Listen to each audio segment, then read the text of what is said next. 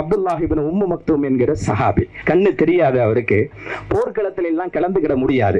ஒரு வசனம் இறங்குகிறது, அல்லாஹ்வினுடைய மார்க்கத்தை பாதுகாப்பதற்காக வேண்டி மக்கள் புறப்பட்டு போகிற பொழுது வீட்டில் இருந்து அதை வேடிக்கை பார்த்துக் கொண்டிருக்கிறார்களே, அவர்களும் களத்தில் நிற்பவர்களும் ஒருபோதும் சமமாக மாட்டார்கள். இந்த வசனம் இறங்கின உடனே அப்துல்லாஹ் இப்னு உம்மு மக்தூம் கண்ணு தெரியாத சஹாபி வந்து சொல்கிறார், நானும் களத்திற்கு வருகிறேன் நபியே.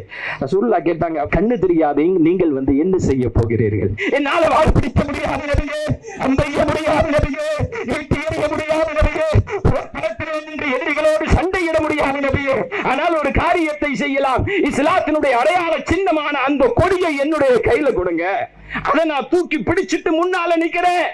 இந்த படை தோற்றாலும் ஜெயித்தாலும் அந்த கொடியை நான் விட மாட்டேன்.